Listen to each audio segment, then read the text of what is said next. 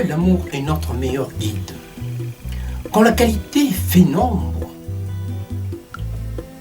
n'étant meilleur que dans le partage, d'où le propre de l'Isanga, l'homme se doit de convaincre par l'argumentaire qui repose sur la persuasion et non sur la dissuasion qui souvent s'appuie sur l'intolérance qui fait plier Pluton.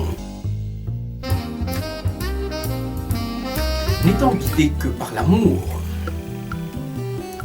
quand la qualité fait nombre, n'étant meilleur que dans le partage, tout le propre de l'Isanga, l'homme se doit mais de convaincre par l'argumentaire qui repose sur la persuasion et non sur la dissuasion qui souvent s'appuie sur l'intolérance qui fait plier Pluton, le détournant là de ses véritables objectifs sous la coupe d'une épée de Damoclès. Ne jugeons point assez vite, de peur d'enterrer là la qualité avec et de passer mais à côté de l'essentiel qui en fait mais de véritables enjeux. Autant mieux mettre en avant cette approche que définissait si bien Jean Renard, encore un de ceux que j'apprécie.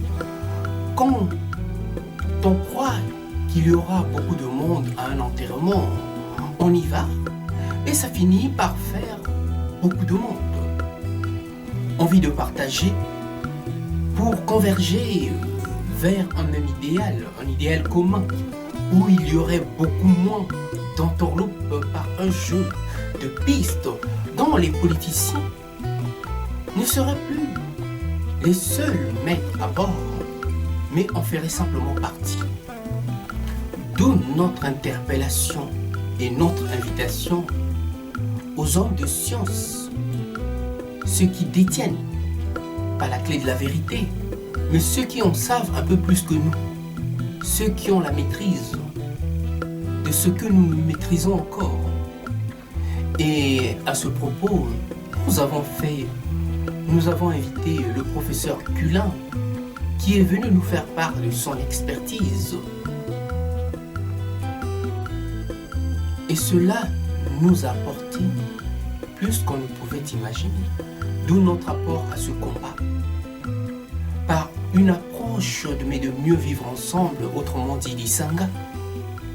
Contrairement à ces escrocs de politiciens qui autour de l'assiette au beurre dînent toujours à la fortune de pots de vin, d'où notre désarroi, notre révolte.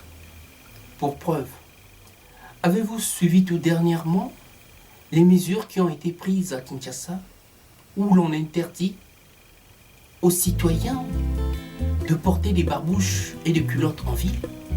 Mon Dieu, mais dans quel monde sommes-nous? Le politicien congolais, soi-disant, aurait-il perdu la raison pour accepter de tels méfaits? Pardon. Revenons à nos moutons.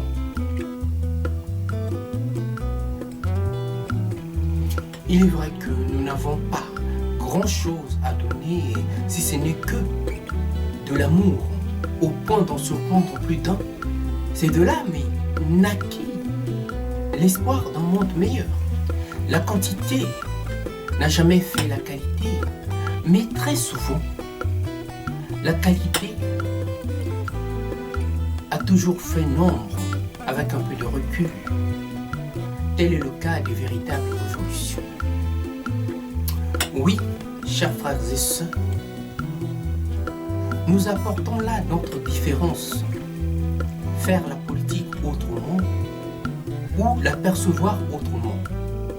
Ceci est un apport majeur à nous autres sur le mal-être si profond des situations que nous traversons de par le monde et plus particulièrement en République démocratique du Congo, où on finit par se demander, mais que se passe-t-il pour qu'on en arrive là? À bon entendeur, seul